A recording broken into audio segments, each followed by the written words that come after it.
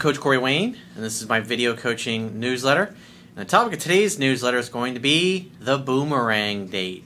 What do you do when you leave the door open? Say you start dating somebody, and then you go on a few dates, things are going along great, and all of a sudden they disappear, or they tell you that they were dating somebody else, and they've decided to get serious with that other person. If you date long enough, and you date enough, especially if you're a guy, you date enough different women, you will come across this in your dating life. It's always better to not get pissed off or butthurt about it, especially if you've only been out on a handful of dates and some woman ends up telling you that she's getting serious or exclusive with some other guy that she had been seeing. The best thing to do is to leave that door open, especially if she's really an amazing woman. And I learned this from one of my buddies who I went to high school with, who always was really good with women, and he's got a really great wife, and this actually happened to him. Back when we were in our early 20s, I mean, we were partying a lot, we were drinking a lot on the weekends. He tended to drink like really excessively to the point where he'd be sleeping in the car while myself and the rest of our friends would be in the bar having fun with our friends. So he, even in his own words, he's like, I really wasn't a great catch at the time. And so he was dating his wife, or at the time they were just kind of dating. They'd only been out, they'd been dating for, I guess it was about a month. At the time, I was dating who would become my first wife, and we used to double date a lot and hang out together. And then they were dating, and it seemed like things were going along great, and all of a sudden, oh, she got serious with this other guy who happened to be a doctor. He was successful, he was older, he had money. And my friend just told me what basically ended up happening, which was, at first he was kind of pissed off about it, and then he's like, hey, give me a call if it doesn't work out. And I think it was about 2 months went by. Things didn't work out with the older guy. He was more successful. He was a doctor. He had money, the whole 9 yards. And so she got back in touch with him. And he was like, hey, what's up? How you doing? She's like, hey, let's get together. Let's go out. She actually came right out and mentioned getting together with him. And they've been together ever since. And they've been together over 20 years now at this point. And they got 3 beautiful kids, and they're very happy. And she was a high-quality woman. It's not like she was doing anything underhanded. He was dating other girls. She was dating other guys when they first met. As a matter of fact, the first night when I was actually out with him, when he ran into his wife, and he'd had a few drinks in him, and he starts telling her the story about this older woman that he was fucking, just explaining it very graphically, because he just had a I don't give a shit attitude. And it was a pretty funny story that he was telling, but that was basically how his pickup approach was, telling her about another girl that he was actually, or woman that he was sleeping with, because at the time we were in our early 20s, and this woman was like 45 that he was hooking up with. And it was just some funny things that were going on when he was dating her. But at the end of the day, because he could get away with it, he had that swagger. He was very popular in high school. He was popular with the ladies. Made everybody laugh. He had a great sense of humor. She ended up going out with him, and he could get away with those things. And I learned a lot from him over the years, because there were times in his relationship where he didn't let her beauty affect him, even though she was one of the best-looking women in our class when we went to high school. It really wasn't that big a deal, because when we were in high school, he dated a lot of the most attractive women in class. And so one of the things I did learn from him is that he would stand up for himself. He wouldn't put up with bullshit. He would never grovel to anybody. As a matter of fact, even after they'd been engaged at one point, they got into one of the few arguments they had gotten into. And he's like, well, give me my ring back then. And I remember when he was telling me this story, I was thinking, so what happened? Well, she got upset. She started crying. They ended up working it out. But she knew that if she pushed him too far, he'd walk away and find somebody else, because he was not going to be disrespected. And that's why she loved him and respected him, is because he set healthy boundaries and wouldn't put up with shit.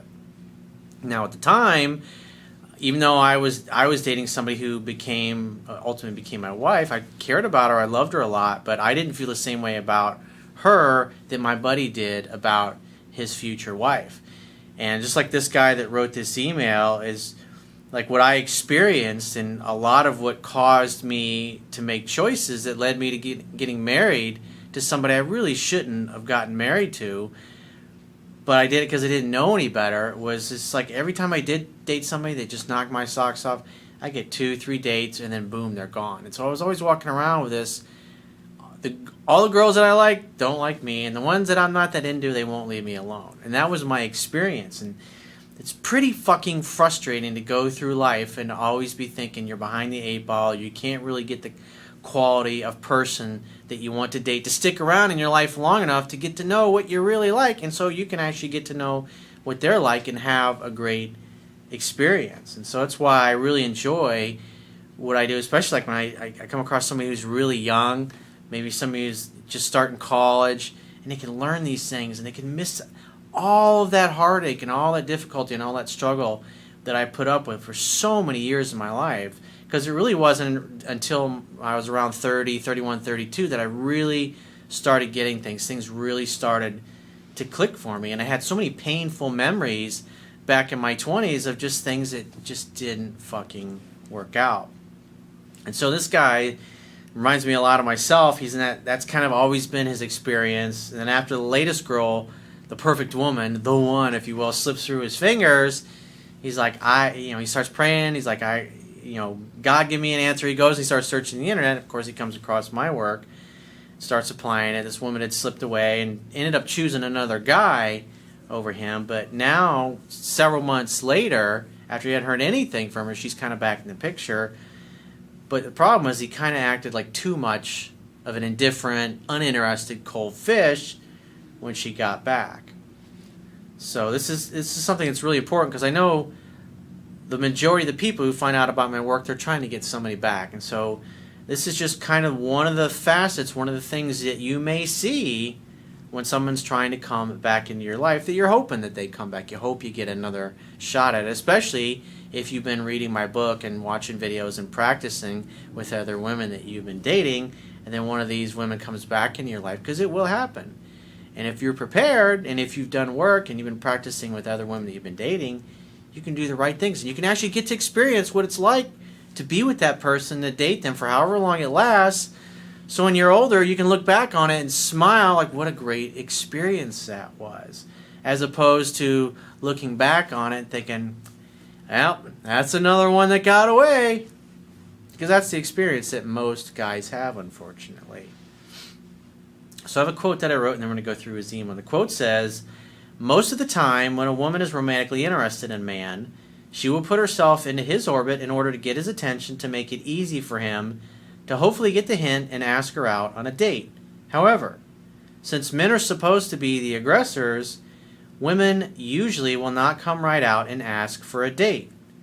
A man should understand that when a woman gets in contact with him, it's not really because she was simply just thinking about him, but that she was hoping he was also thinking about her too and would want to see her again, and therefore make a date. When it comes to a woman who initiates contact, a man should never hesitate, but instead make a date. Don't dither, just get right to the fucking point." So why should you get right to the point? Masculine energy is about purpose, drive, mission, succeeding, accomplishing, breaking through barriers, achieving, overcoming obstacles. Feminine energy is about bonding, connecting, opening up to receive love, dating, relationship labels. Remember, why do you think women put on all the makeup? Why do you think they spend the time going to the gym? Why do you think they try on 5 different fucking outfits before they go out? Why do you think they spend all those hours in the hair salon, the nail salon, and all those other things? Going to the store and picking out sexy looking clothes that makes their body look really good. They're all about getting a guy's attention.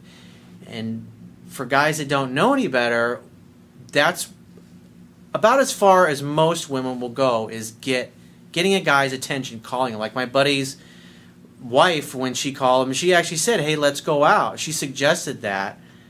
Most women are not going to do that. Usually about 99% of them will not do that. They'll just call and go, "Hey, what are you doing? What's up? What are you up to? How you been? I haven't talked to you in a couple months. Saw a movie the other day. Character kind of reminded me of you, so I thought I'd get in touch." Remember, if feminine energy is about bonding, connecting, opening up to receive love, women wear all the war paint. They do all these things to make themselves visually appealing to a guy to get his attention. Think about it. The phone call makes total sense then. They're trying to get the attention. But most of the time, they're not going to be the guy. They want to be asked out. They expect the guy to do that. Because if the guy really likes the girl and he knows what he's doing, he will make a date. Guys that don't will dither and spin around in circles and never get to the point. And if you hesitate, you will masturbate. So let's go through his email. Dear Coach, I'm a good-looking guy, a Marine infantry officer, Semper Fi Marine, thank you for your service, and a pretty awesome guy in most areas of my life. Well, I mean, you are a fucking Marine after all, and at the end of the day, Marines are fucking awesome. But all of my dating life has been just like you described in your early 20s, always meeting awesome girls that seem interested at first, but usually never making it past 1 to 3 dates. I met this girl a year ago. We'd hang out at the same church-related social events all the time. She seemed attracted at first, but I made a ton of mistakes. I only took her out twice, and even though I asked her out about 7 times total. Well, just like I discussed in the book, you're only going to ask a woman out on 2 separate consecutive occasions, and when you get no, or I'm busy, or my skin, when they just really don't make it easy, then you don't ask anymore. And you don't ask until they bring it up, even if they're contacting you. And I wrote about a story that I had with a woman that later became a girlfriend that was doing that, and how I learned this formula. Because I did the same thing. You make too many mistakes, they start looking at you as like a friend, but they're also still kind of attracted, and they don't want you out of their life completely, and there's other guys in the picture. So she would keep in contact, and I'd try to set dates, and she'd tell me her schedule's busy, this and that. And like an idiot, I would sit there and talk for 20 or 30 minutes on the phone because I didn't know any better at the time. I was still learning because things had gone so well weeks prior to that, so I was like, what's the big deal? And so what happened was when I just stopped asking and I kept the phone conversation short, and I was like, hey, it was really great hearing from you, but I got to run. Keep in touch. And I wasn't bringing up getting together again. And she could tell that. And what was interesting is I hung up the phone, and I really told a detailed version of the story in my book. But long story short was, hung up the phone, and like literally about a minute or two later, my receptionist buzzes back into my office, says, Corey, it's so-and-so again. I'm thinking, I got her now. I was like, hey, what's up? First thing out of her mouth, hey, you got your calendar? You got your calendar in front of you? I mean, we literally made 2 dates. One where I was going to take her daughter to Disney World for the day, and the other one was so her and I could go to do Around the World at Disney, which is basically where you go and you have a beer from each of the places that serve beer at Epcot. And the goal was to try to have 1 beer at each place that serves beers and get around the whole lake. We call it going around the world. We only made it about halfway around the lake, in case you're wondering. But it was a great time, and she brought it up. And it's like sometimes you have to do that, and it really depends on how much of a floppy cock you've been. So he says, the last time I tried to ask her out, she said she had a boyfriend and was exclusive. I was devastated when she told me this, as I had projected my high interest onto her. Well, obviously, she's still contacting you, and you're setting dates, or maybe you were still contacting her at that point. But eventually, you get the hint, and when it's like, hey, I got a boyfriend, it's like, hey, well, I'm not interested in being your friend, but if things don't work out with that guy, get in touch with me, because I'd love to see you again. And then you have to walk away at that point, and you never look back, and you just have to assume that you're never going to hear from them. Assume that, hey, they'll live happily ever after and you'll never hear from her again. Even though there's a 97% chance the guy doesn't know what he's doing, and eventually he'll fuck it up. And if you leave the door open, she'll come back, and that's what happens in this particular case. So he says, I know when I first took her out, her interest was high, and this was the type of person that you talk about. Like you're just meant to be together, but then you screw it up. It's painful when that happens. It just fucking sucks. Especially when it happens and you can see it happening and you don't know what to do to turn it around. And as a guy, you go into logic and reason mode thinking, what can I do? What can I do to fix this? What can I do to make her like me more? And that's part of the problem. you start calling more, you start texting more, you start messaging more, you start trying to ask her out more. You start suggesting doing things more when you start talking longer on the phone. You're just going out of your way to be extra nice and compliant and hoping that she'll say yes. And what ends up happening is you just chase her out of your life. And once she's gone, it's like, and then you see her out with another guy, or you hear that she's dating some other guy, it just fucking burns you up. Especially if that's always been your experience. He says, in the same conversation that she said that she had a boyfriend, I said, well, let me know if that changes. I turned around and I walked off. That was the right approach. I was like, hell, here we go again. Just like you explained in your video, what am I doing wrong? I prayed and asked God to help me see what I was doing wrong, as I knew I deserved to have the type of woman that I wanted to hopefully eventually get married and not settle. And that's the way I was thinking as well. But the woman who became, in essence, my first really great long-term girlfriend that I ended up marrying, I just thought, man, this is the best I've had so far. I better hold on to this. And then all my female friends are going, oh, don't let her get away. It's amazing. Oh, she's so awesome. And so I talked myself into it, and I let them talk me into it. Bad way to go. So he says, I know I was doing something wrong, but I just didn't know what. I started reading your book, and it was an answer to that prayer. Every small, subtle thing I did became clear. I'm now dating a few different girls, and I'm doing much better. And they're starting to chase me, and it's becoming effortless. You and your book are awesome. Thank you for that. He says, this girl started getting really flirty and trying to get my attention after 3 weeks of no contact. I ignored it because she had a boyfriend. Well, you never ignore a woman. That's part of his problem. He goes from being too nice and too compliant and pursuing too much to acting too cold and indifferent, too much of a cold fish, if you will. So I would reach out and I would say, wow, that was quick. Did you guys already break up? You missed me already? You want to see me?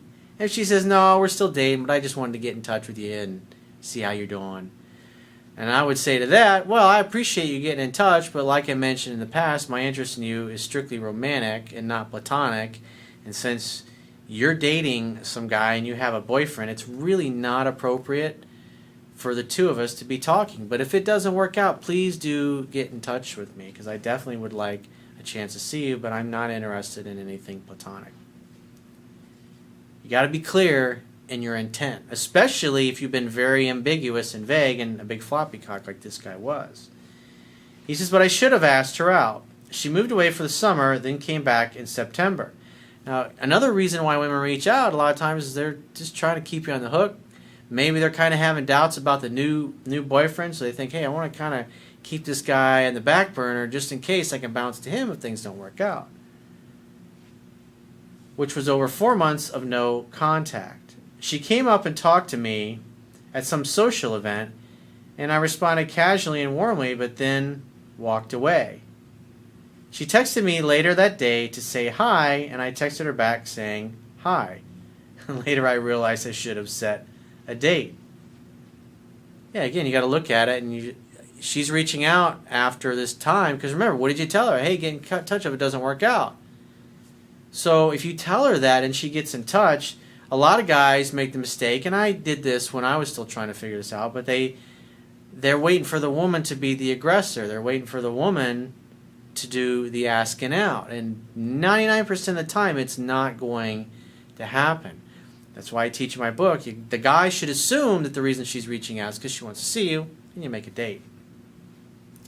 But when you dither and you hesitate like this, now think about it. From her perspective, you're acting like a guy he's either no longer interested or you're with somebody else. And that, after a while, is going to cause her to think, oh, well, he's not interested. Maybe he's got somebody. And she'll either just go away, and sometimes she may ask about it, but most of the time they just kind of will disappear after a few weeks of being ignored like that. And I even detail that out in 7 Principles to Get an Ex Back. He says, I can kind of see now that she may be a little frustrated as I made no effort when she reached out. It's been 3 weeks and she hasn't come up and talked to me, although she's orbited my bubble at church a couple of times when people are going around socializing. I just ignore it. Well, you're acting like you totally have zero interest, or you're dating somebody. So eventually that's what she's going to assume.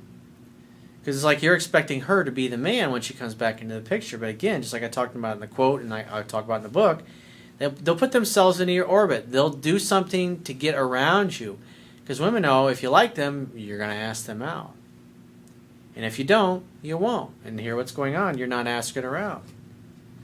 She hasn't reached out again directly. Question number 1. Do you think she'll reach out again, or am I playing too much of a cold fish? You're definitely being too much of a cold fish. I never teach to ignore. Again, read the book 10 to 15 times. There's a reason that I say that. That's part of your problem. You haven't learned the fundamentals. Even though you've been following me, obviously, for, it looks like at least the better part of 6 months. And so, quite frankly, you should be a little further along. You should have been studying the fundamentals a little better than you have. I don't want to ask her out unless she initiates conversation again, because I don't want to go back to being the chaser. I want to wait. Is this the right move? Well, I mean, at this point, I mean, it sounds like you're going to see her again. Eventually, it's just simply a matter of time, because it sounds like she runs in the same social circles, plus you guys are at church. So next time, if you see her at church, just be like, hey, what's up? How you been? You know, we should get together and have dinner sometime. When are you free? I mean, if she's coming up to you and you're chatting with her and you're asking her questions and she starts playing with her hair, that communicates that she's interested. You say, well, obviously you came over because you've been thinking about me and you'd probably like to see me, so why don't we get together and have dinner sometime? When are you free? And then since you've already been out with her a couple of times and you've known her for the better part of the year and you have lots of different people in your peer group, I wouldn't go out of my way to pick her up or meet her out or do any of that because of the way she ditched you for another guy. You'll give her the gift of your time, but it needs to be on your terms, meaning you invite her to your place to make dinner together and say, hey, well, you know, how about when are you free? And she says, oh, I'm free this weekend. It's like, great. How about Saturday night, 7 o'clock? Bring a bottle of wine over, bring some coffee, bring some chicken breast, we'll grill out or whatever, and I'll take care of everything else. We'll make dinner together. And if she goes, oh, let's meet out, just say, nah, it's just been a long week. I'm really just in the mood to hang at my place. If you don't want to come over and make dinner together, then give me a call in 2 to 3 weeks, and maybe I'll be up for something more formal then. And times when you have been a big floppy cock and a woman is perceiving you to be a 5 or a 6 on a scale of 1 to 10, and they're really not sure because of the unsure vibe that you've given off, when she's not willing to go along with what you want and you're just like, hey, give me a call in 2 to 3 weeks. Like I went to lunch with a buddy of mine today, and he had this woman that he met at a bar. They made out. They went to a couple different places. She was sitting in his lap. They were kind of fooling around first night they met. And she's like canceled 2 subsequent dates, like literally a day before they were supposed to get together. And then recently, the second one she just did this past week. And he says, like, and we were sitting having lunch today, and I just didn't expect this. And so he responded. He says, and you know, she mentioned rescheduling. He says, yeah, definitely. You know, I can definitely meet up with you end of November. And he said, I was like, wait a minute, because this is obviously beginning of October. It's like literally a month and a half away. And so he goes through her responses, and it was amazing how she just was treating him like a second-class citizen. And it was partly because he was a little too nice to her in the beginning when they had set some dates after the first time they had met and started fooling around a little bit. And so she kind of formed that impression of him. And so therefore she was kind of testing him. And then when he literally told her in November, it completely changed her attitude. Because in her eyes, he goes from being an abundant, unvaluable resource to now he's a scarce resource, and scarcity creates value. And so it was just amazing. He went through the text exchange with me and how it completely changed her attitude. And it's just amazing how that works. Because then it makes a woman, wait a minute. What do you mean you can't see me till the end of November?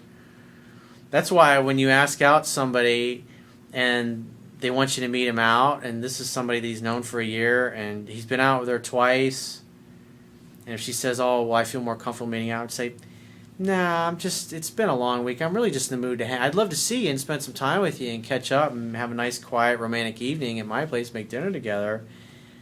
But if you don't want to come over and do that, then, give me a call in 2 or 3 weeks, and maybe I'll be up for something more formal. And I'm just, not up for going out for a big, fancy date and all that. I just figured something casual, we can hang out. And then you just sit there and look at her. What do you want to do? And she'll go, okay, what's your address? And then you just text her your address right there through your phone and say, great, give her a hug. So I'll see you Saturday at 7 or 8, whatever the plans happen to be. Because the attitude is you can take it or leave it. It's going to be on your terms. Another thing that's interesting, if you follow politics, obviously I follow that, but you look at Donald Trump, who continues to negotiate from a superior position. Just the other day, I think the third Republican debate is coming up on, CNBC network. And so they wanted to do like a 3-hour debate. They didn't want to have any opening or closing statements. They wanted to do a 3-hour debate because they basically wanted to sell more commercials because they knew they're going to get great ratings because Trump's going to be there. And so he, along with the other, the guy that's in second place, Dr. Carson, said, we're only going to come to a debate if it's 2 hours or less with all the commercials and everything, and we get to have opening and closing statements. Otherwise, we're not going to come to the debate. So what happened? CNBC got in touch with the Republican National Convention and said, okay, well, I guess we're going to do a 2-hour debate then. That's what happens when you have all the power. You're holding all the cards. His time is scarce, so they know if Trump doesn't go there and the guy that's in the second spot, nobody's going to even watch the fucking thing. And that's what I'm talking about. It's negotiating on your behalf. So he says, I'm just worried I've dashed her confidence by ignoring her, and she may not get the ovaries to come up and talk to me again. When and if she does, I'll make and set the next date. Again, that's how I would handle it. Number 2, we were never official boyfriend-girlfriend, but have a lot of history hanging out. So if I set another date, do I treat her like an ex by making a low-key date at my place? Absolutely. She's not a stranger. She knows you. If she's unwilling to do it, it's like, be willing to walk away. The strongest negotiating position is being able to walk away and mean it, and that's what you're doing here. You'll give her some of your time, but it's going to be on your terms. And if she doesn't like the terms, hey, give me a call in 2 or 3 weeks and maybe be up for something more formal in. And say she does that. Say she calls you in 2 to 3 weeks. I've been so jammed up lately. I'd really love to see you, but I'd just like to have a nice quiet evening at home. That'd be kind of cool. So either she comes over or you don't get together with her and you don't schedule a date. Your terms are no deal. It's that simple. And let her do all the contact from here on out, or do I treat it like a brand new courtship and call once a week? You absolutely never ever call a woman who blows you off. I talk about that in the book, and I talk about that in 7 Principles to Get an Ex Back. And I've done countless emails over the years where guys do that. They walk away and they never look back. They go no contact. And as soon as a woman reaches out, they go right back to over pursuing and calling and texting all the time. If she's chasing you, she's not going to get rid of you. And if she starts chasing you and then you start chasing her, she's going to stop chasing you to the point where it's only you chasing her, and then eventually she's going to start blowing you off. Definitely not what you want to do. You should definitely review 7 Principles to Get an Ex Back, and you also should read the book 10 to 15 times. So if you'd like to get my help personally, the quickest way is to book a paid phone, Skype, or email coaching, and you can choose any of those options by going to my website, clicking the Products tab at the top of your screen, and just follow the instructions for booking whichever option works best for you. And I will talk to you soon.